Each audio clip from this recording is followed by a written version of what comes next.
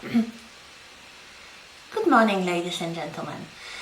Today we begin a 3-week part of the course devoted to the study of material culture. Today we'll talk about what material culture is and how it started, and a very specific form of material culture, that is high art. And in the following 2 weeks we will talk about two specific types of material culture of, let's say, more daily use, that is clothes and food. So let's start with the first question, the elements of culture. What culture consists of? They are not all material. We have artifacts, that is various objects, but we also have concepts, which could be beliefs, values, the ethics of the culture rather than the material things, and also behaviors. For example, dances or other aspects of festive behavior or rituals or such things. We have already discussed a little the question of nature versus culture. So some of you might ask whether animals have it, whether animals have some elements of culture, at least partially. Well, we know that animals communicate, although not always using their voice, rather movements of the body, scent rather than verbally. Some animals use and make tools. Some of these behaviors are perpetuated through learning, and here in the image you have a chimpanzee using a tool, a simple stick, to get into an anthill to collect some ants or ant larvae for eating. It is debated what level of consciousness and self-awareness animals have. It definitely depends on the species of the animals. Some primates, especially the primates that were raised with humans, that were taught by humans from the moment they were born, basically, even learned to use symbols, mostly to communicate with human caretakers, but well, we do not really know. We can assume rather safely that animals, especially mammals, but not only mammals really, have some level of self-awareness and consciousness, but of course not to the same degree as humans have, or at least we are not able to read the signs of such self-awareness. However, only human life consists of constant and diverse interaction with a variety of objects, flat and three-dimensional, different textiles for clothes and other things, furniture, utensils, books, houses, films, cars, whatever. Look around yourself and you'll find we are surrounded by objects, we are surrounded by material culture. And any of these objects could convey, and does convey, even if we are not aware of it, some symbolic meanings. If we find an object which is alien to us, which is from an unfamiliar culture, we can deduce quite a lot about the culture that produced it. It has been said by historians and culture historians such as great Victorian scholar Asa Briggs, that objects are emissaries of the culture that produced it. So they represent many aspects of the culture that produced it. Things like available materials, the levels of technology known to the culture that produced the object, Sometimes we can deduce things about religious beliefs, especially if these objects are connected with religious cult. Forms of government, you might have some objects connected with, let's say, royalty or the class system, the aristocracy, but not only. Well, if you can probably think of some objects connected with democracy, like the ballots for voting, for example, to make a very easy thing. Structure of economy, so how people work, how people buy things. So here we have, for example, an image of a supermarket trolley, which really suggests not only that it's used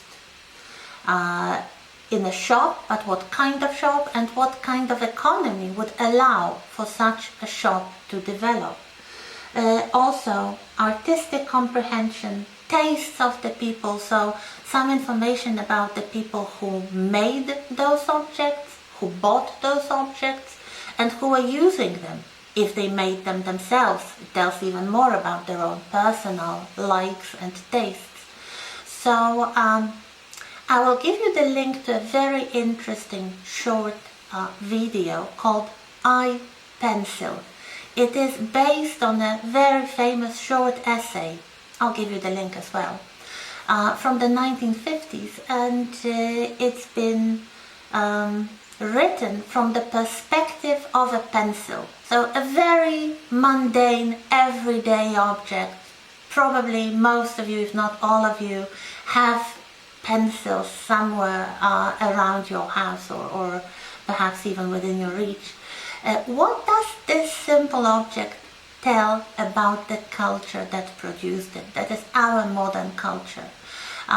This little film really shows you what I mean by the fact that objects are emissaries of the culture that produced it. So it would be a good idea to watch this short document. It's not a documentary, it's a kind of animated film. But watch it. It explains this whole concept in a very clear and graphic way. The next thing I'd like to draw your attention to in this part is the earliest material culture. So when culture starts for humans, well, probably we may say that culture is as old as humanity itself, so it would start in Africa, but with the migrations of the people, we can start having big, now we would say international, they didn't have nations or countries then, but large-scale cultures such as the megalithic culture, which produced some of the earliest examples of art in Europe. Here we have a map of very important sites where megalithic, prehistoric cave art has been discovered. Two of the most famous sites are Altamira, now in Spain, and Lascaux in France today. You can see some examples of the art. As you can see, it's mostly animals, the kind of animals that lived in Europe then and that were hunted by those early societies. These works go, the earliest examples from Altamira go back to 35,000 years ago. So they were discovered, in case of Altamira it's late 19th century, 1879, in case of Lascaux it's 1940, by accident, and then studied, and we can deduce a lot from this art about the culture that produced it. For example, that these paintings were done over many generations on very large scale. They were produced in almost complete darkness. So the only light that could be used inside the caves was the fire light. They display great skills of the artist who was using very simple tools. Maybe they were painting with their hands, maybe they were painting with very primitive brushes. But whatever, the tools and the pigments were very, very simple. They must have been well organized to allow for the time and the work, the effort that was necessary to produce such amounts of art. We do not know the purpose. No proofs of habitation were found in the caves, so these were not living quarters and, let's say, decoration on the walls of living quarters. Probably they were ritual sites. This is the hypothesis that many archaeologists believe. However, there was no pottery then. It wasn't even discovered. They didn't have pottery. They didn't have metal tools. They didn't have agriculture, and still they had this wonderful art. If you're interested, there is a very interesting feature film with Antonio Banderas in one of the main roles called Altamira, so Google it and perhaps watch it. But right now look at some examples of those beautifully drawn animals, horses and bulls and other predators. Like here we have some lions probably, or some large predatory cats. And the last image on this slide is the proof that this art is still inspirational. Here we have Pablo Picasso drawing a simple image of a bull. He was fascinated with bulls, with Spanish culture, even with bullfighting. And when he saw the images of the works of Altamira and Lascaux, he was absolutely fascinated, and he believed he was the descendant, the kind of spiritual, intellectual descendant of this art. So as you can see, it's not very far from the bull of Lascaux to the bull by Pablo Picasso. So this leaves us with the question, what was first? Was it civilization or culture? And is cultural progress the result of improving material conditions? This is what many traditional archaeologists and anthropologists would believe. So people that we have discussed last week and 2 weeks ago, for example, Lewis Henry Morgan in his book Ancient Society, believed that the story of human progress is really the story of evolution. There is the evolutionary approach, so from savagery to barbarism to civilization. If you ever played the computer game Civilization, this is how it works. You have to first discover some simple skills, and then you can develop more advanced skills. So for example, this is a little image from this game. So you develop fire, which leads to archery, which leads to pottery, which leads to ironworking, which leads to writing. And so from the very, very simple invention, like the discovery of fire, we have to go through a few material stages, developmental stages, to achieve finally something non-material like writing. And is it true? Is it really like that? If we look at other anthropologists like Vere Gordon Childe, I mentioned him last week, he believed in the revolutions, if you remember. The Neolithic Revolution, when people started to make tools.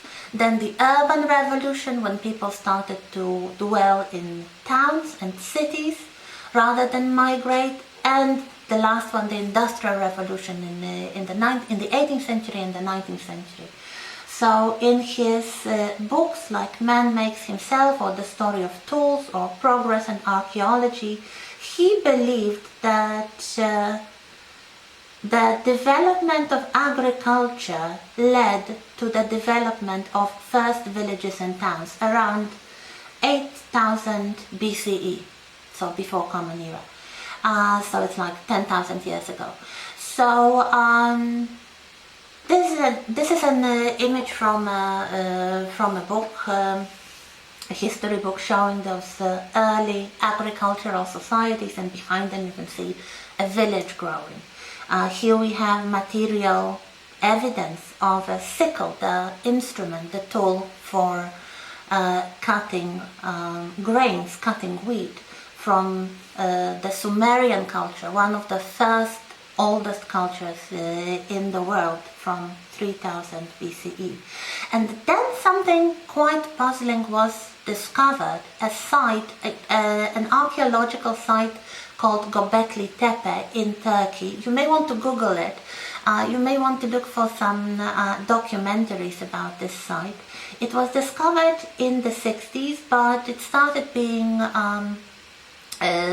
excavated in the 1990s, mostly by German scholars, German teams. And what was found there were the world's oldest known megaliths, so this culture that used giant stone structures. There were 3 layers, and the oldest layer was from 10,000 BCE.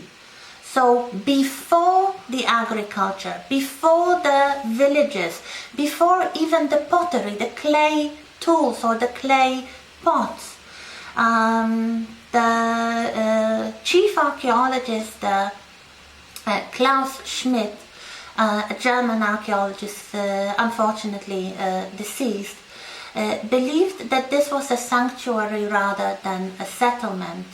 He very famously said, first came the temple and then the city. So he believed that culture, it means religion, art, was first, before the settlement, before the agriculture, and before civilization as we know it, as a kind of technical civilization, which would actually disprove the hypothesis that it was the climate change that led to the popularization of agriculture, which in turn led to settlement and civilization, and only when those settlements were more or less advanced, real culture could develop. So I guess the state of the knowledge now is that it was culture first rather than civilization. And now let's look at art in Britain. Perhaps before we start looking at the traditional division of the periods in art in Britain, 2 more prehistoric images, but this time from the British Isles. So Stonehenge, of course, a very famous megalithic site. Nobody really knows what it was. Again, they think it might have been a sanctuary or some other holy place. But there are older places than that. For example, in the Orkney Islands, north of Scotland, the place which was researched by Weir Gordon Childe, so he didn't really come to this conclusion, even though he worked at one of the oldest sites of prehistoric remains in Europe, in Skara Brae. They found settlements, they found what might be called a village, and they found those mystery objects. You can see small stone objects which nobody really knows what they were. They are very meticulously made, very beautifully finished, and produced in very hard stone, so it must have been time consuming. Again, is it the first art in Europe, or one of the first examples of art? Or perhaps there are even older examples from the time when Britain was not yet even an island. So let's say this image of a horse head, found on a bone fragment in Creswell Crags in England. which is dated to be around 12,500 years old, or the big hill figures, quite popular, especially in the south of England, like this White Horse of Uffington, which is more or less dated to around 1000 BCE. So we have elements of culture, we have what we might call even quite sophisticated art very early in the human history. But normally when when historians talk about the history of art, they start with the ancient Greeks and Romans, and we continue in a moment.